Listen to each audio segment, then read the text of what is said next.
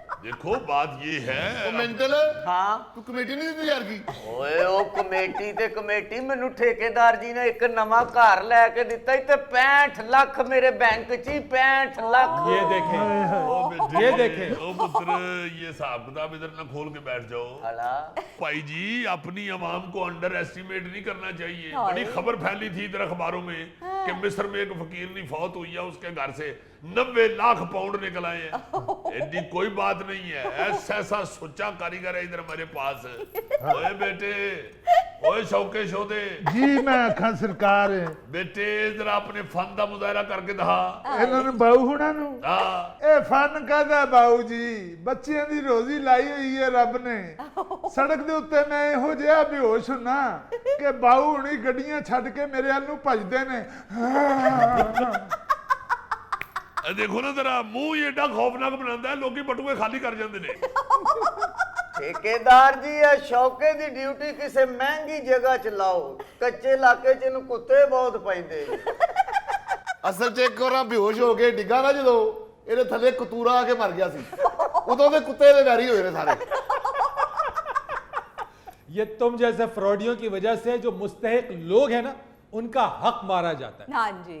नाज़रीन यहाँ पर वक्त हुआ है एक ब्रेक का, हमारे साथ रहिए।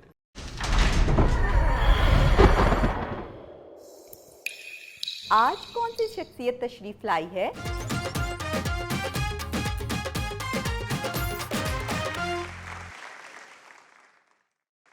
वेलकम बैक ख़वातीन व हज़रात, आज हम फिर तारीख के औराक पर नजर डालते हैं।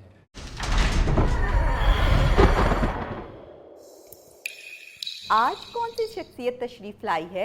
इब्तदा है रब्बे जलील के बाबरकत नाम से जो दिलों के भेद खूब जानता है अरे वाह देखती आंखों और सुनते कानों को तारक अजीज का सलाम पहुंचे पाकिस्तान के अंदर कंपेयरिंग के फन में यूनिवर्सिटी की हैसियत रखने वाले तारिक अजीज साहब तशरीफ लाइए जनाब। वाह जी वाह। लो दोस्तों मेरा तो काम हो गया है। तारिक अजीज साहब आ गए हैं और इत्तेफाक से मैं जेब में बिजली का बिल ले आया हूं और अभी तारिक साहब ने कहना है कि जिसकी जेब में बिजली का बिल है ये इनाम उसका हुआ।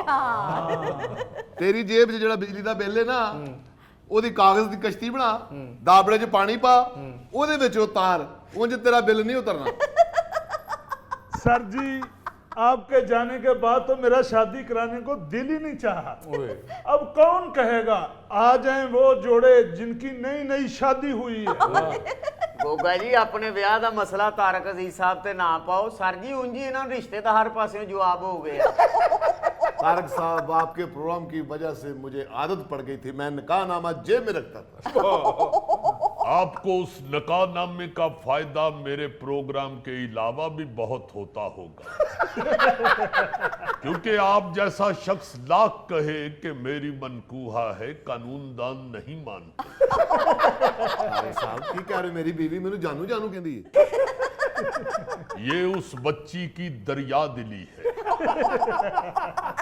सर आपने नीलाम घर का आगाज करके जो तारीख रकम की मुसलसल 40 साल तक उसे चलाया उसका वही मयार बरकरार रखा, ये भी पाकिस्तान टेलीविजन की ये मुनफरिद तारीख है। बिल्कुल। देखिए फरीद हमारे लिए असल बात थी ही मायार। वैसे तो नीलाम घर का आगाज 1974 में हुआ जी। लेकिन मेरे नजदीक तो मायार उसी दिन से बरकरार रखना जरूरी हो गया जिस दिन मैं पाकिस्तान टेलीविजन का पहला अनाउंसर बना। कभी कभी मैं सोचता हूं कि आजकल जिस अंदाज जिस तलफ़ुज़ और जिस एतमाद के साथ गलत उर्दू बोली जाती है और जितना हवन्नक और बेतुका बन के प्रोग्राम किए जाते हैं, अगर हमारे दौर में कोई शख्स ऐसा करता तो वो अब तक आधी उम्र कैद काट चुका होता और कैद भी बामुशक्कत। तारिक अजीज साहब आपका शो तो इस हवाले से और मोतबर था कि इससे पहले ऐसी कोई मिसाल ही नहीं थी। भाई इसी बात का तो दुख है कि उस वक्त तो कोई ऐसी मिसाल भी मौजूद नहीं थी जिसकी रहनुमाई में आगे बढ़ा जाए। जी हाँ। अब तो कई बेहतरीन शो मिसाल के लिए मौजूद हैं, लेकिन ये क्या बदकिस्मती है कि मिसाल की जगह मसाले ने ले ली। अब जितना मसाला गर्म है उतना ही शो हिट है। बिल्कुल दुरुस्त कह रहे हैं आप तारिक अजीज साहब। हमें आपके इस शो से बहुत कुछ सीखने को मिलता था। और नौजवान इतनी तैयारी सीएसएस के इम्तिहान के लिए नहीं करते थे जितनी तैयारी आपके इस शो में कार जीतने के लिए किताबें पढ़ा करते थे। बिल्कुल। मैंने भी बहुत मेहनत की, बहुत तैयारी की कि मैं तारिक साहब से कार ले लूं, लेकिन मुझे कार नहीं मिली, नहीं मिली। जहां तक मुझे याद पड़ता है, सवालों के जवाब तो आपने सारे दुरुस्त दिए थे, मगर कार नहीं मानी थी। मैंने भी बड़ी किताबें पढ़ी, बदकिस्मती से वो इंग्लिश में थी, मुझे समझ ही नहीं आई। तो मेरे भाई वो किताबें आपने बुक स्टॉल से लेनी थी, तुमने रद्दी वाले से खरीद ली। फरीद, मेरे शो का असल मकसद सिर्फ तफरीह नहीं था। मैं ये चाहता था कि लोगों को कुछ सीखने को भी मिले। हवा में लटके सेब बगैर हाथ लगाए खाने के मुकाबले हमने भी करवाए। जेब से चमचा निकलने पर कूलर देने का तसव्वुर भी हमने ही पेश किया। मगर ये सब जोड़ने के तरीके थे। असल मकसद तो इल्म फैलाना था, अदब को फरोग देना था। और आप अपने इस मकसद में बहुत हद तक कामयाब थे सर। मुझे याद है सर, जितने शेर आपको याद थे उतने तो शेर लिखने वालों को याद नहीं होंगे। ओ यार, शेर लिख के पागल हो जाता बंदा। ਉਹ ਜਿਨ੍ਹਾਂ ਨੇ ਲਿਖੇ ਹੁੰਦੇ ਉਹਨਾਂ ਨੂੰ ਤਾਂ ਯਾਦ ਹੀ ਹੁੰਦੇ ਨੇ।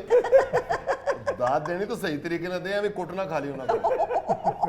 हाय, मैंने भी एक मर्तबा तारिक अजीज शो में बैतबाजी में हिस्सा लिया था। अच्छा, फिर इसी वजह से तारिक अजीज साहब ने तुम्हें तारिक अजीज शो से निकाल दिया था।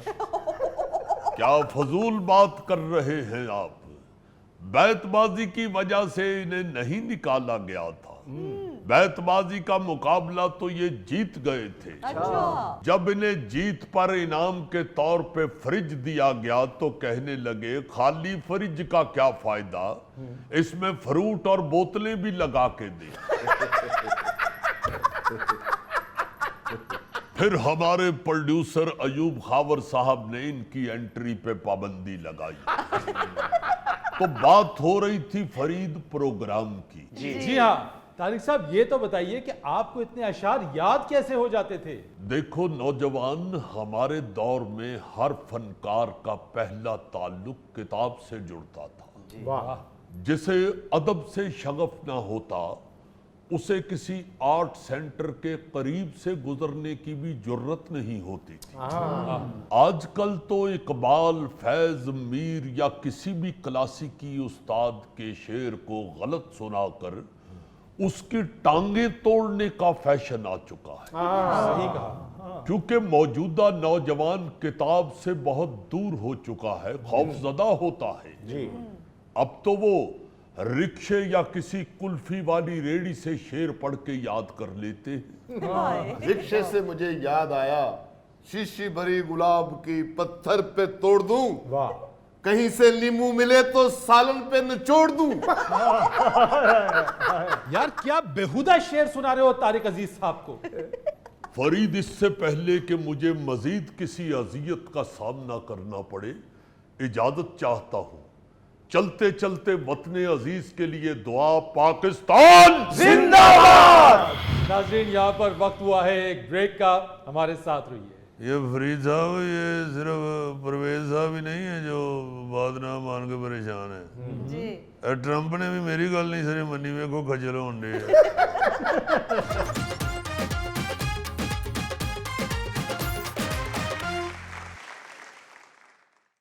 वेलकम बैक ख़वातीन और हज़रात। आज हमारे दरमियान स्टूडियोज में गुफ्तगू के लिए मौजूद हैं मुस्लिम लीग क़ाफ के सरबराह चौधरी शुजात हुसैन साहब। अस्सलाम वालेकुम। चौधरी साहब, परवेज इलाही साहब से जेल में मुलाकात करके आए, क्या बातचीत हुई? जी मिलने के लिए मैं गया था उनके पास। जी जी ठीक है। अब मैंने तो एक छोटी सी बात ही की है, बाकी सारी बातें तो उन्होंने की हैं। चौधरी साहब आपने वो छोटी सी कौन सी बात की? मैं बस इन्ना ही किया है कि हुण चंगे रहे हो। बाकी तो फिर सारा टाइम वही बोलते रहे हैं। अच्छा, वैसे चौधरी साहब जेल में प्रवेश साहब बड़े परेशान होंगे। जाहिर है जी, जेल में जो भी हो परेशानी होता है। उथे किहड़ा अंदर बशीर मच्छी वाले की दुकान है। जेल च किहड़ियां गेमां लगियां ने? लेकिन चौधरी साहब बिलियर्ड तो होता है जेल में। ਉਹ ਥੈਲਾ ਸਾਹਿਬ ਬਿਲੀਅਰਡ ਨਹੀਂ ਹੁੰਦਾ, ਉਹ ਕੈਦੀ ਨੂੰ ਲੰਮਿਆਂ ਪਾਉਣ ਵਾਲਾ ਫਟਾ ਹੁੰਦਾ ਜੀ। ये तो जो सियासतदान हैं ये तो अल्लाह का शुक्र करेंगे, ये एक क्लास लेते हैं, इनके अंदर फिर भी इज्जत की जा रही होती है। ये जो आम कैदी होते हैं जेल में, वो तो अल्लाह माफ करे, ਜਦੋਂ ਮਰਜ਼ੀ ਦਿਲ ਕਰਦਾ ਹਮਲੇ ਦਾ ਕੁੱਟ ਲੈਂਦੇ ਨੇ ਉਹਨਾਂ ਨੂੰ। चले आपकी मुलाकात इस हद तक तो रंग लाई कि परवेज लाई साहब को जेल में बी क्लास मिल गई। अरे वो देखे उनकी बनती है बी क्लास। वो वजीर आला भी रहे हुए हैं और डिप्टी वजीर आजम भी रहे हुए हैं। तो बाकी अगर सियासतदानों को बी क्लास मिलती है तो परवेज साहब ने केड़ा इस हुकूमत के मां पुटे नहीं, माँ तो पुटे हुए हैं चौधरी साहब, मेरा मतलब है हुकूमत मुखालिफ तो वो है। बहरहाल ये बताइए काफ लीग में कब वापस आ रहे हैं वो? देखें, काफ लीग जो है ये परवेज साहब के घर की जमात है। बिल्कुल, वो जब मर्जी इसमें वापस आ सकते हैं। बहरहाल जो जेल में हमारी गुफ्तगू हुई है इस मौजू पे, मैंने तो उसमें भी मुख्तसर ही बात की है, बाकी सारी बातें तो उन्होंने ही की हैं। आपने वो कौन सी मुख्तसर बात की है? मैंने तो उनको सिर्फ इतना ही कहा कि कुंडी ना खड़का, सोने सीधा ही अंदर आ। मेरा मतलब है कोई जरूरत ही नहीं उनको दरवाज़ा खड़खड़ाने की या हमसे पूछने की। उनकी अपनी जमात है, जब मर्जी वापस आ जाए। वो गए भी अपनी मर्जी से थे और आएंगे भी अपनी मर्जी से। बहरहाल ये सियासी पार्टी में हो ना हो, वो हमारी हर घरेलू पार्टी में है, बर्थडे पार्टी में है, अवतार पार्टी में है, डिनर पार्टी में है। हमारी तरफ से उनके लिए दरवाजे हर वक्त खुले हैं। वो क्या कहते हैं कि वो कहीं भी गया लौटा तो मेरे पास आया। बस यही बात है अच्छी परवेज इलाही की।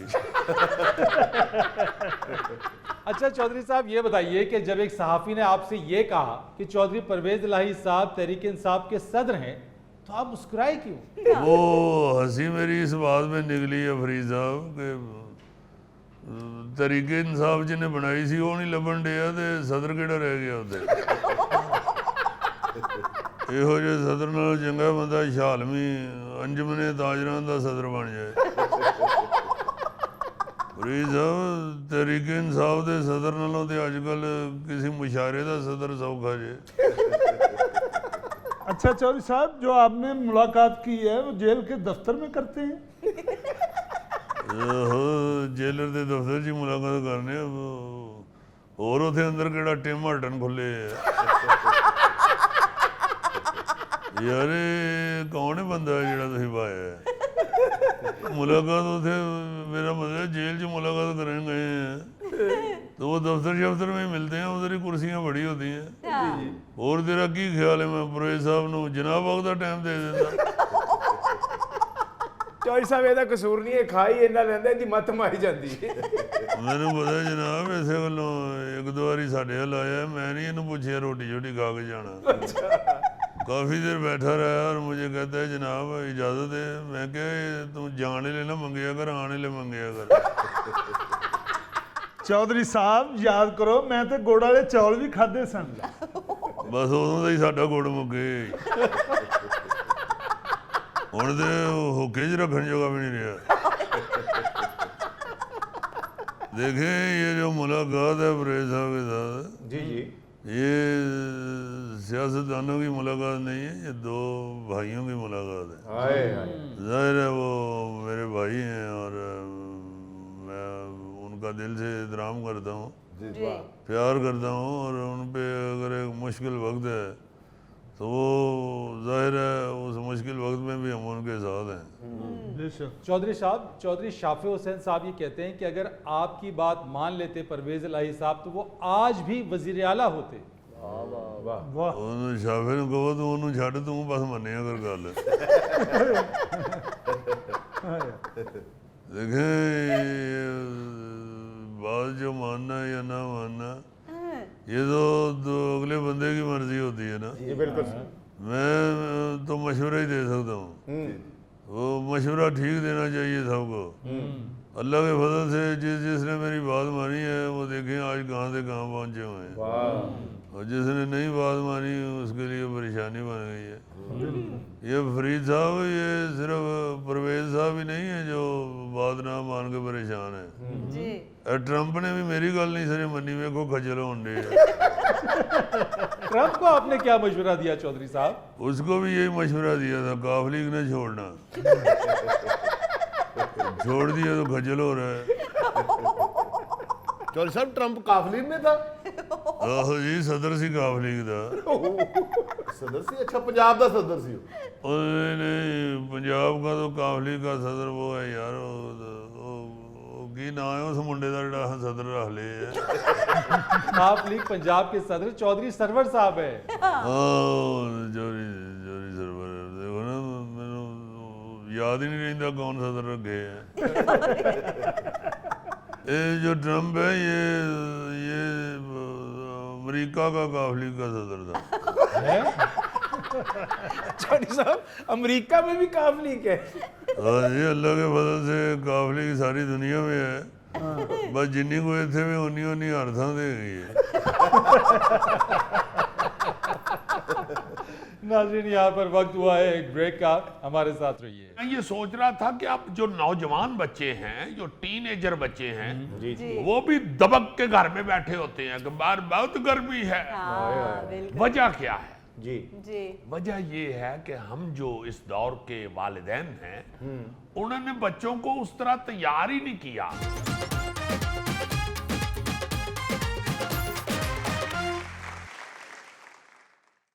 लो जी अपना फरीद सियाना साहब आई मीन फरीद इंटेलिजेंट साहब। अच्छा अब इंटेलिजेंट हो गया अंग्रेजी में? यार इंग्लिश में तो यह बदल जाएगा ना। वाह मैं कल दोपहर को गर्मी की शिद्दत महसूस करते हुए अपने घर में ये बैठा सोच रहा था कितना बदल गया है जमाना।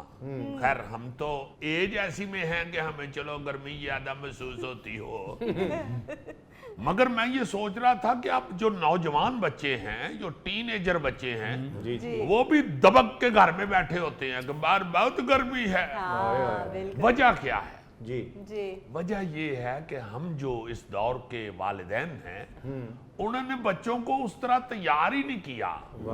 बच्चों की वो तैयारी नहीं करवा रहे हम लोग कि ये तोप छांव जो है ये कैसे बर्दाश्त करनी है, हाँ जी सर्दी गर्मी किस तरह हमने बर्दाश्त करनी है। बिल्कुल मुझे अच्छी तरह याद है, बल्कि मैं कल यही याद कर रहा था कि दोपहर होती थी ना जी पर गर्मियों की, जी जी वो वाली गर्मियां जिसमें बुजुर्ग दोपहर को कैलूला किया करते थे। मतलब दिन बहुत लंबा होता था तो वो गर्मी भी बाहर बड़ी शदीद होती थी, तो बुजुर्ग जो हैं वो बूढ़े सो जाया करते थे, या कह लें कि वालदैन जो उस वक्त के थे वो रेस्ट कर लिया करते थे। और हम जो बच्चे थे उस वक्त, टीनेजर लोग जितने भी, वो बच्चे उनके उस कैलूले का ये फायदा उठाते थे कि फुटबॉल चौक के ग्राउंड में या हॉकी चौक के ग्राउंड में बिल्कुल या अपना कबड्डी खेलनी शुरू हो गई या बैट गेंद पकड़ के नस गए, यार उस शिकर दोपहर को ग्राउंड में खेलने चले जाते। बिल्कुल सही है। बिल्कुल। और फिर हमें इतनी गर्मी महसूस भी नहीं होती थी जितनी अब होती है आजकल के बच्चों को। हाँ जी अब तो बच्चों को हमने बिल्कुल नाजुक सा बना दिया है, बिल्कुल। और बच्चे जो हैं वो पकड़ के अपनी गेमें शेमें ये वो मोबाइल शोबाइल एसी में घुसे होते हैं दोपहर को। ये बात एक और हवाले से मुझे याद ये आ रहा था कल जी कि जब गर्मी की छुट्टियां होती थी जो आजकल हुई हैं बच्चों को, जी हाँ जी जी सर तो वालदैन जो है ना जी, वो बाकायदा बच्चों को एक बड़ा लंबा चौड़ा प्रोग्राम सुना देते थे कि छुट्टियां तेरी आने वाली हैं। तो छुट्टियां शुरू होते ही गांव में अक्सर ये होता था कि पट्ठे वड्डन मेरे नाल जाना करने। वो चारा जो है भैंसों का, वो काटने के लिए बच्चों की ड्यूटी लग जाती थी, जानवरों को संभालने पे उनकी ड्यूटी लग जाती थी कि भाई तुम स्कूल कॉलेज तो जा नहीं रहे, इसलिए ये वाले काम जो है, ये सारी छुट्टियां जो है 2.5-3 महीने की, ये तुम्हारे जिम्मे है। सही। और बेटियों को भी, बच्चियों को भी, तियां तिहानियां जो होती हैं घरों में, उनको भी बाकायदा शहरों में भी और गांव में भी छुट्टियों में किचन उनके हवाले कर दिया जाता था कि भाई छुट्टियां आ गई हैं, इसलिए खानादारी सीखो, खाना पकाना सीखो, खाने का बर्तावा सीखो, बर्ताना कैसे है सही। और बाकायदा बच्चियों को सुगड़ बनाने के लिए उन गर्मी की छुट्टियों से फायदा उठाया जाता है। बड़ी बहन बैठ के भाइयों को खाना दे रही होती थी, तो वो अम्मी की जगह वो बड़ी बाजी ले वही ना जी, वो 3 महीने की जो छुट्टियां होती थी उसमें माँ की किचन से जान छूट जाती थी, बच्चियां शुरू हो जाती थी, और फिर सिर्फ खाना ही नहीं यार, सर सिलाई कढ़ाई भी सिखाई सिलाई कढ़ाई। पुत्र हमने जो देखा हुआ है ना गांव में, मैं तो गांव में रहा हुआ हूँ खुद, जी जी, गांव में तो वो पोचा फेरना मिट्टी का, फिर चूल्हे का पोचा फेरना, चूंकि मिट्टी का चूल्हा होता था, फिर हांडी के पीछे भी, हांडी के पीछे पोचे फेरे जा रहे हैं, छतों पे पोचे फेरे जा रहे हैं, ये लड़कियां करती थी, बच्चियां। मैं सोचता हूं कि वो किस किस्म की मेहनत का और कैसी मजबूत खवातीन तैयार होती थी। मशक्कत करते थे। मुशक्कत करना और फिर बर्दाश्त करना जी, बर्दाश्त उनमें बहुत ज्यादा होती थी यार। मुझे ये भी याद है चंगी तरह, मैं या मेरा भाई था, हमको बगैर जूता पहने ना जी गर्मियों में फर्श पे भागे फिर रहे थे। अच्छा, तो वो वालदा मेरी ने गुस्से से कहा कि इतनी गर्मी है, इतना तपा हुआ है फर्श, इतना गर्म है, तो जूता पहनो। तो हमारे एक बुजुर्ग थे, हमारे दादा ही लगते थे रिश्ते में, वो आए हुए थे घर में, उन्होंने मेरी माँ को झाड़ा। अच्छा, नाराज हुए उनसे, कहती ये तू क्यों इस तरह कह रही है, बच्चों को नंगे पांव भी दौड़ने दिया करो, इनको आदत पड़े, इनको आदत पड़ने दो गर्मी बर्दाश्त करने की। अब वो सारा कुछ खत्म हो गया हुआ है, बच्चों को हमने नाजुक बना लिया हुआ है। हम बच्चों को गेमे शेमे दे के, मोबाइल शोबाइल पकड़ा के एसी वाले कमरे में घुसेड़ दिए हमने। सही। उनको बकायदा ना वो जो नाजुक से चूजे होते थे वो बना दिए। हाँ जी, ऐसा मेरा ख्याल है नहीं होना चाहिए हमारे इस मुल्क में। हम अगर ये चाहते हैं कि हमारा मुल्क तरक्की की तरफ गामजन हो, जी जी सर, तो हमें आप खुद भी टफ बनना चाहिए, मेहनत कश और मजबूत कौम बनाना चाहिए बच्चों को, और बचतें करनी चाहिए। इसमें बचत बहुत है, ये बात बहुत बचत है। सही। भाई आपकी जो एनर्जी है, ये बिजली, गैस, ये वो, ये सारा कुछ आप इतना जला रहे हैं अब कि हुकूमतें पूरी नहीं कर सक रही, हाँ जी, पूरी नहीं पड़ रही हमारी।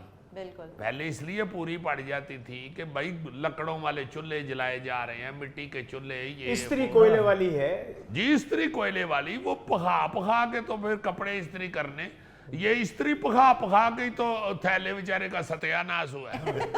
मैं तुम्हें तरीक बता रहा हूँ और तुम मुझे जुगते कर रहे हो।